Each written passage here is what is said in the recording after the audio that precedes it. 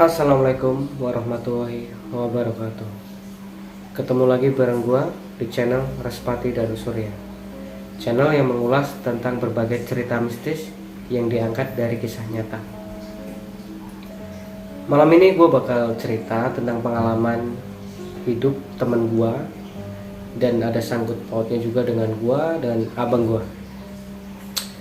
Singkat ceritanya gini, temen gua ini kepepet dan pengen melakukan pesugihan. Pengen tahu ceritanya seperti apa? Tonton sampai habis. Jangan lupa like, komen, dan subscribe. Cerita kita mulai sekarang.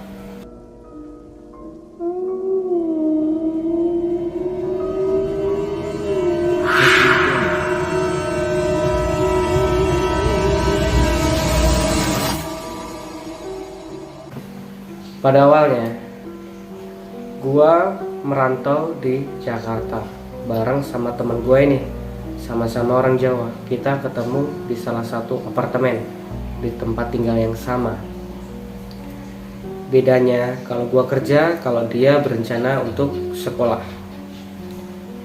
Pada saat itu, kita panggil aja namanya Arsa ya. Si Arsa ini tuh sebenarnya orang kaya, orang punya, bapaknya seorang pengusaha kaya, salah satu kotanya lah. Dia ini selalu meminta uang orang tuanya dengan dalih untuk bersekolah. Tapi pada kenyataannya, dia hambur-hamburkan bersama pacarnya. Panggil aja pacarnya Meli. Meli ini adalah seorang model cantik, ya high class lah. Setiap kiriman orang tuanya dihambur-hamburkan untuk belanja, liburan, dan segala macam. Sampai pada akhirnya si Arsa ini udah nggak bisa dikirimin orang tuanya karena orang tuanya merasa tertipu. Udah ngirimin, ternyata dibohongin. Si Arsa ini ketahuan nggak sekolah lah intinya. Si Arsa bingung gimana cara ngidupin pacarnya, gimana cara ngebahagiain pacarnya, karena bisa dibilang kalau si Arsa ini ya bucin lah ya. Dia nurut apa kata pacarnya, apapun yang diminta pacarnya dia selalu kasih. Dan pada akhirnya si Arsa ini memberanikan diri untuk hutang ke sana kemari ke teman-temannya lah, teman-teman gue juga itu. Hutang menumpuk sampai ratusan juta.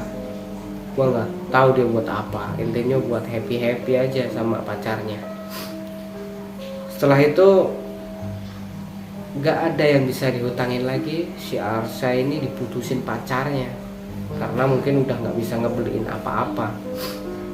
Sampai akhirnya si Arsa bingung, kayak orang galau. Dia mau balikin duit gimana caranya, mau bayar utang gimana caranya, mau kerja nggak bisa kerja. Dia bingung. Akhirnya dia jadilah buronan orang-orang yang utangin, dicari ke sana kemari ke apartemennya, ditelepon nggak bisa. Selama 1 bulan dia dicari orang.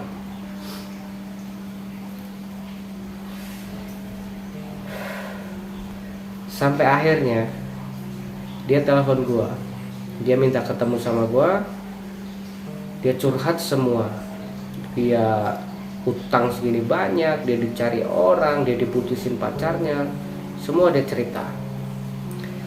Sampai pada akhirnya dia punya keinginan, pengen melakukan hal yang berlebihan atau dibilang sangat tidak dianjurkan dalam agama, yaitu pesugihan.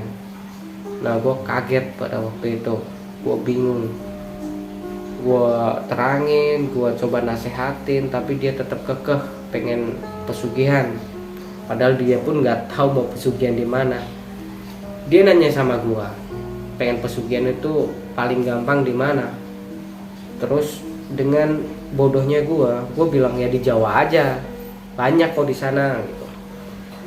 Dia nanggepin serius, sampai akhirnya dia minta maksa untuk diantar ke sana. Gue nggak bisa karena gue kan kerja, dan gue juga nggak mau ikut-ikutan hal seperti itu. Dia maksa terus gue mau bayar berapapun, cuman gue tetap gak bisa. Akhirnya gue kasih solusi, lu mending ke Jawa aja, temuin abang gue, sementara lu tinggal di sana sambil lu nyari info sendirilah, terserah lu mau apa, gue nggak mau kecampur. Bener lah, dia ke Jawa, ke tempat gue, ke tempat abang gue. Pada akhirnya dia ketemu sama abang gue, dia cerita segala macam. Intinya gini, dia mau bayar abang gue buat nganter-nganter aja. Setelah itu abang gue mulai nganterin dia lah pada hari pertama ini, nyari-nyari tempat-tempat seperti itu. Abang gue kebetulan punya kenalan, panggil aja namanya Pak Sabto. Pak Sabto ini orang pedalaman yang tahu akan hal seperti itu. Kalau di kampungnya dia bisa dibilang juru kunci. Ketemulah sama Pak Sabto, diceritain, dicurhatin seperti ini nih.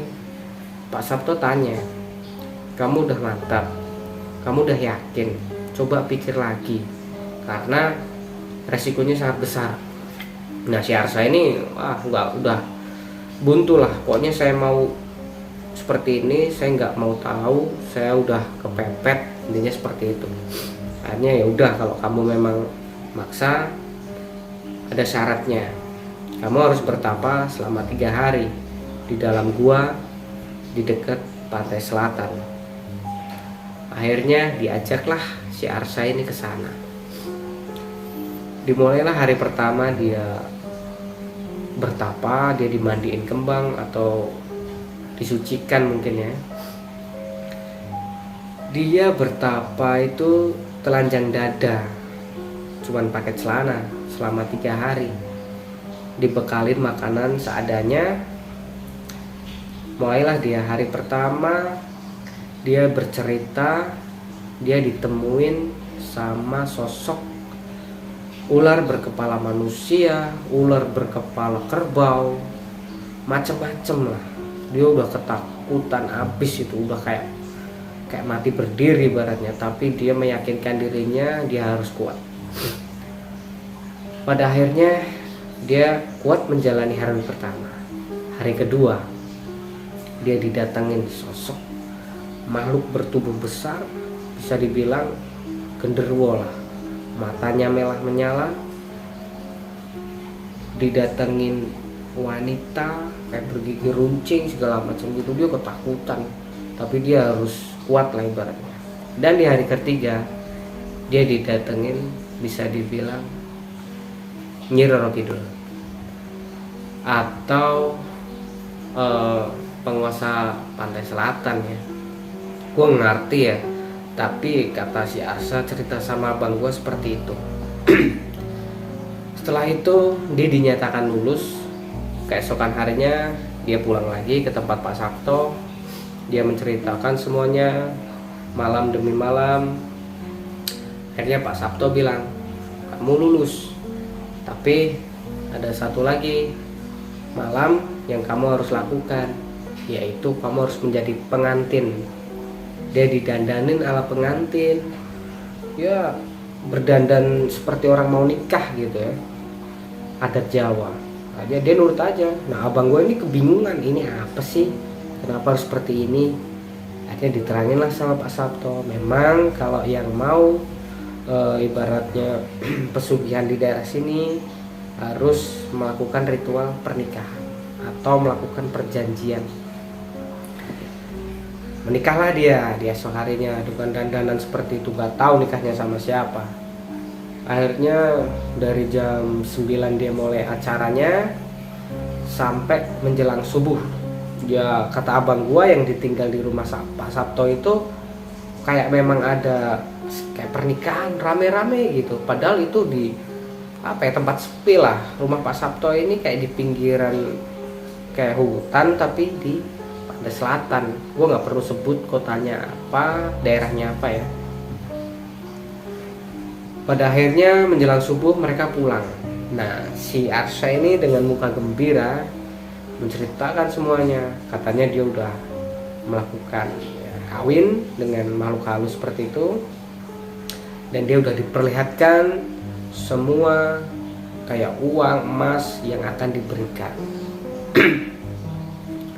Setelah itu Pak Sabto bilang, syarat terakhir kamu harus menumbalkan keluargamu.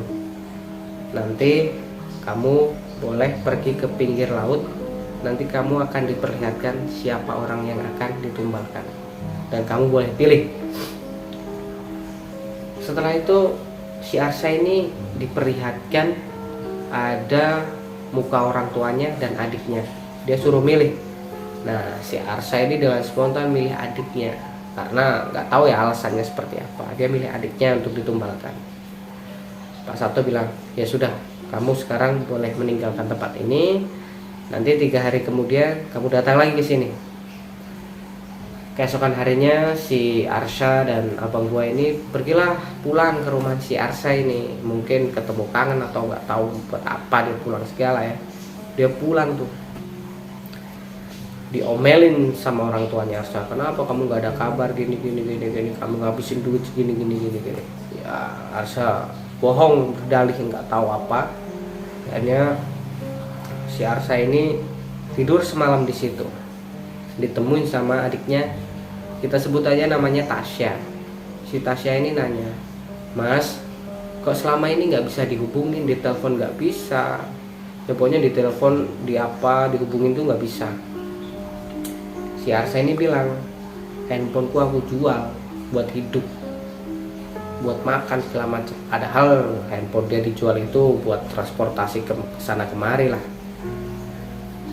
Setelah itu adiknya ini si Tasya ini pergi lagi keluar, balik lagi malam.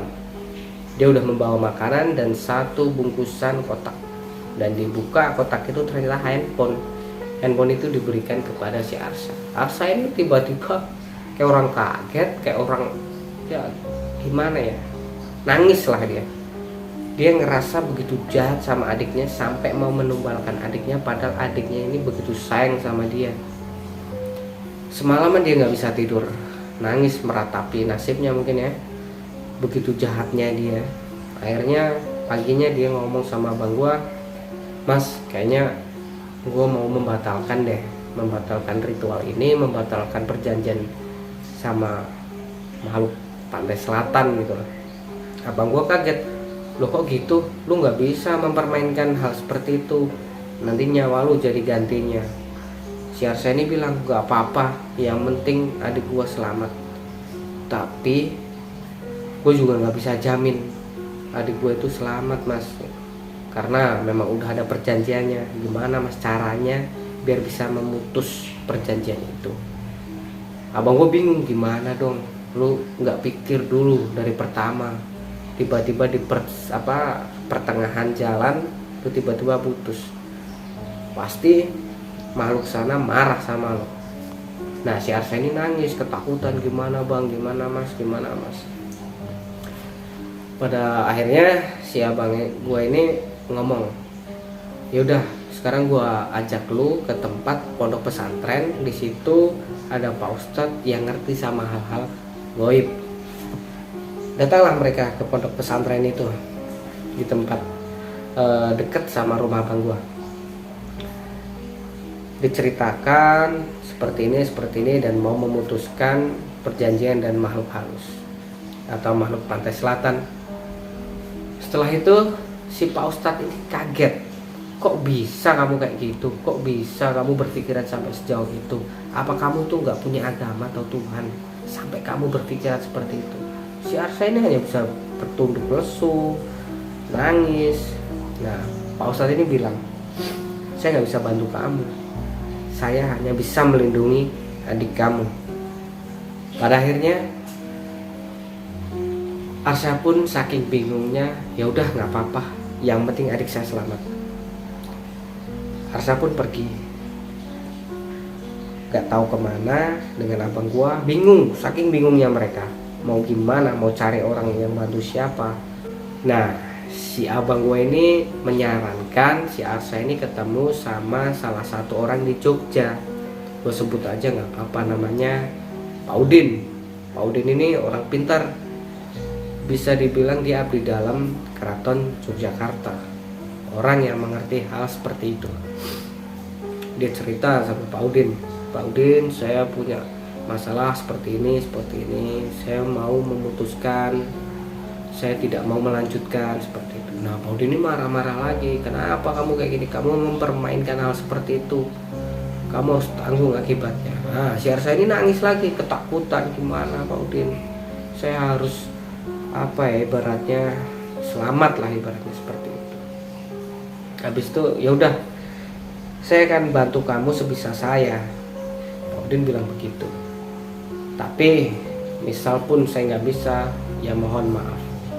Habis itu si Arsa, ya udah Pak Udin, saya mohon bantuannya sangat.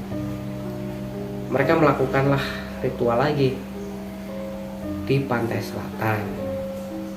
Nggak tahu apa yang dia lakukan ritual, karena abang gue itu nggak disuruh ikut, disuruh tinggal lah di rumahnya Pak Udin itu, nggak boleh ikut lah, karena mungkin mereka akan menemui salah satu penguasa sana ya. Habis itu mereka pulang lagi. Si Arsa ini bilang, Mas, saya mohon doanya semoga ritual ini tuh berjalan dan berhasil. Nah, si abang gue ini ya kasihan lah, si Arsa ini udah kayak gini. Ya udah, kamu berdoa aja banyak-banyak, semoga kamu selamat. Pada akhirnya si Arsa ini balik lagi ke rumah abang gua. Dan selama di rumah abang gua dia tinggal, rumah abang gua beserta keluarga abang gua itu diteror abis sama makhluk halus. Di hari pertama Arsa tinggal di rumah abang gua, kalau malam jam 10 lewat sampai menjelang subuh, itu selalu ada kayak delman mengitari rumah abang gua. Kayak ada suara orang jalan banyak gitu, padahal ya sepi. Terus ada orang ketawa melengking gitulah, perempuan gimana sih, ngeri gitu. Sampai istri abang gua tuh ketakutan, kenapa ini, ada apa, bau anyir, bau kembang itu datang. Sampai pada puncaknya abang gua ini sekitar jam 11 malam ini pulang kerja.